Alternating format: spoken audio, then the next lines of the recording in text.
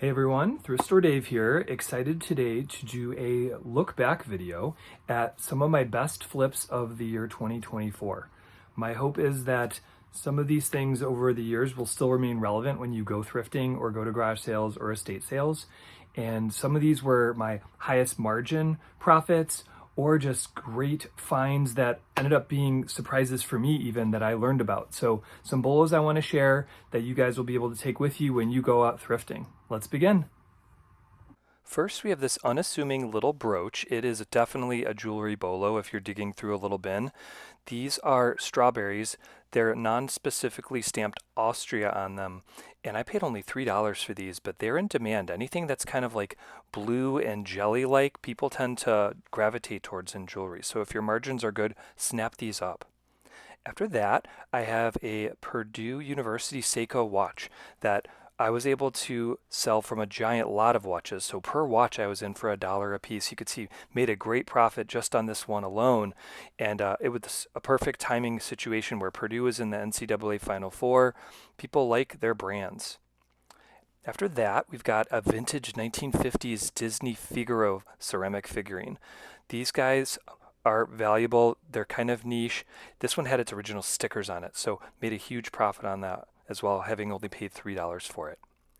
And after that, we've got this interesting Cleveland Indians tapestry. It is a type of hanging tapestry that has different patches from their different eras of the team before they were ultimately renamed.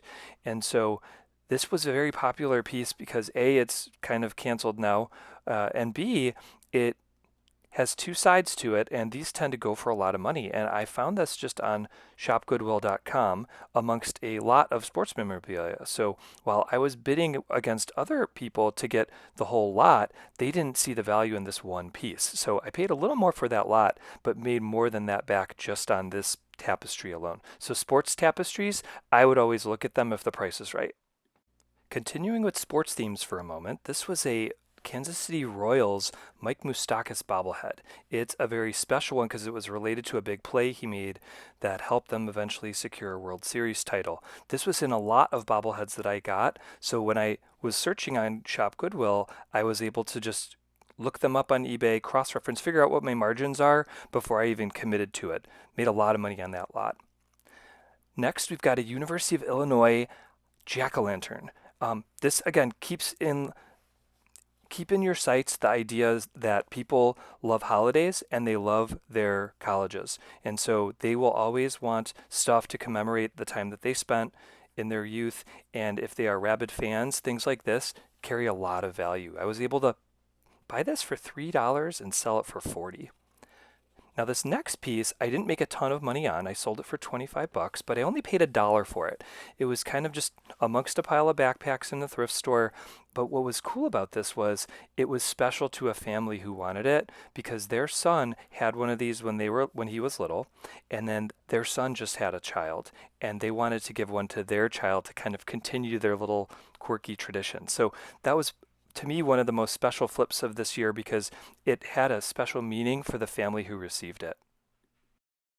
We are at the halfway mark. Thank you very much for watching this far. Please like the video if you find the content interesting and helpful. Please subscribe if you want to see other videos of mine. All right, let's continue with the best of 2024. Of course, my loyal viewers know that I always flip neckties because people still buy them, and if the price is low enough, you have great margins. This one had very good margin. I was able to pay $1 for this and flip it for $70. I think I might have taken a best offer of $65. Along those same lines, this was an Hermes tie that I found unexpectedly for $1 in a bin and flipped it again, I think after a best offer for around $60. So if you don't look, you won't find stuff like this. After that, we've got a vintage aliceinchains shirt. Now, this was not from the 90s. It was from Y2K era, but I was still able to get a $35 profit on it when I snapped it up at a neighborhood garage sale for just $1. After that, we've got a very interesting, I don't even know how to describe this. It's making fun of Chanel, but it's clearly not made by Chanel. But this was something that either someone who's contrarian to designer brands or whatever wanted it. I knew that this was going to get some attention, so that's why I had no hesitation spending like $8 for it, and sure enough, a bidding war made a good profit on it. Winding down, I was able to flip a vintage, out of commission U.S. Postal Service leather carrier jacket. I was able to sell it to a costume store. Those of you in the public who are worried about official uniforms being misused, people do wear these just for costumes. And so this one I made a lot of money on because it was in a bidding war. I do flip a lot of hats. Check out my videos about various hats. One of my better flips this year was a Brothers hat. They vary in value because they vary in popularity and rarity. This one I looked up before I grabbed it on Shop Goodwill, and I knew I would make really good margins on it. And lastly was a item that I either paid $1 for or got even for free in a bin that an antique dealer had put up in their neighborhood garage sale. And they looked broken at the time, but it turns out when I was playing with them later, I was able to do a little minimal repair and they were not broken at all. So having paid $1 for them, it was a quick flip for $50 on these.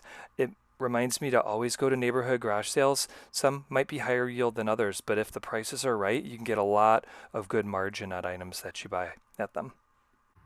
And that's going to wrap it up. Those were 14 of my best flips from the year 2024. Please like the video again if you found it interesting. Subscribe to my channel if you find flipping fascinating like I do and you like making some side cash. If any of my other videos entice you into buying items, check out my eBay store, which is LC208, and I share it with my family. We've got an eclectic set of stuff there. And thanks as always for watching. I'm Thrift Store Dave.